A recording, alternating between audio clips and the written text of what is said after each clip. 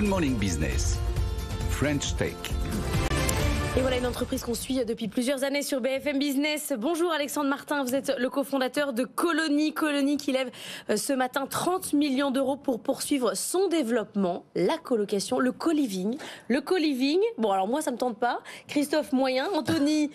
Alors pour y vivre, non jamais. Mais pour investir, ça peut être intéressant. Anthony il investit dans tout ce qui bouge. Oui, mais ça marche. Taux de remplissage de vos colocations, vos co-living, 90%.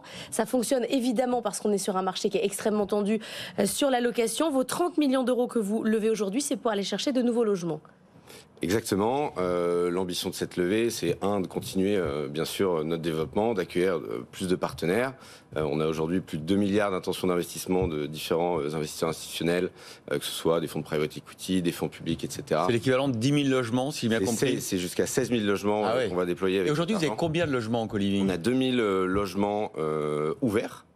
À fin d'année, et on a déjà engagé sur ces 2 milliards d'euros d'intention d'investissement 1 milliard dans des projets qui verront le jour dans les années qui viennent. Parce que c'est pas vous qui investissez, vous faites tout le concept, vous accompagnez les investisseurs dans le fait d'adapter des logements à du co-living, des services, des espaces communs, mais en termes de fonds de roulement, vous n'avez pas les 2 milliards, on est d'accord ? Exactement, c'est pas des fonds propres, c'est pas Colony qui investit dans les murs. Néanmoins, on est en partenariat avec ces investisseurs institutionnels et on s'occupe de tout sur la chaîne de valeur.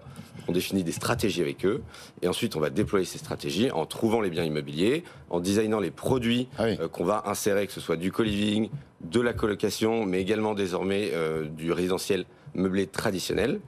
On va piloter les travaux, meubler, et ensuite, une fois que le bien est livré, on va l'opérer. Gestion locative, property management, gestion des flux et du reporting. Et il ne fait rien, cet investisseur. L'idée, c'est vraiment d'avoir une solution clé en main. En fait, les investisseurs... Il vous dit, voilà mon parc, et dites-moi ce que je peux en faire, comment je peux mieux le rentabiliser. Soit pour déployer du capital, donc j'ai du nouveau capital à déployer et je vais acheter de l'immobilier avec Colony. Mais ça peut être un parc existant. Et ça peut également, et c'est un peu une des tendances qu'on voit, excusez-moi, avec la crise immobilière actuelle, c'est que les investisseurs institutionnels se posent des questions sur leur parc existant pour savoir comment revaloriser leurs actifs, les retransformer, faire de la rénovation énergétique aussi, qui est devenu un énorme enjeu pour eux. Et donc, on les accompagne dans ce travail-là. Ça veut dire qu'enfin, on a trouvé un acteur pour qui la crise de l'immobilier, c'est peut-être une opportunité ? Alors, dans toute crise est mère d'opportunités. Ce qu'on voit aujourd'hui des conversations avec les investisseurs qui on travaille, c'est qu'ils se posent beaucoup de questions sur la fin de ce cycle, quelles vont être les nouvelles classes d'actifs stars, entre guillemets, de ce nouveau cycle immobilier. Et oui, on pressent que l'immobilier résidentiel qu'ils avaient délaissé depuis les années 2000 est en train de revenir en force dans les allocations d'actifs, avec tous les enjeux et les macro-drivers qui sont derrière. Mais tout ça, alors, du point de vue des investisseurs qui font appel à vous, ça se fait forcément au détriment de la rentabilité, parce que vous leur faites tout de A à Z, effectivement, ils peuvent rester tranquillement assis sur leur chaise à attendre que ça se passe. Mais le service, ça se paye. Bah oui, évidemment, mais je l'entends bien, mais du coup, à quel type de rentabilité ils peuvent s'attendre en net à la fin ? Alors, en net, ça va forcément dépendre des projets et des localisations, mais on a des rentabilités qui sont en moyenne 150 à 250 points de base supérieurs en net au marché locatif traditionnel. Donc, on arrive à créer énormément de valeur avec beaucoup de leviers, via de la densification, via le fait d'utiliser chaque mètre carré disponible dans les immeubles résidentiels qu'on va reprendre en gestion.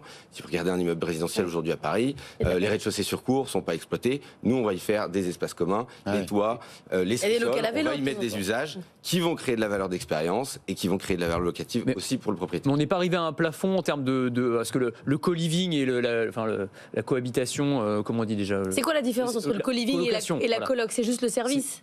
La différence, ça va être un peu plus de sphère privative et plus de services. Parce que c'était un peu la martingale pour beaucoup d'investisseurs, alors institutionnels et particuliers. On n'est pas arrivé à un plafond là. Il y en a pas déjà trop.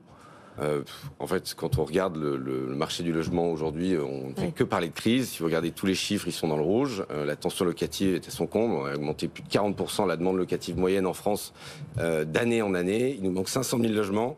La population qui est la plus touchée aujourd'hui par cette crise de logement, ce sont les jeunes, ce sont les étudiants.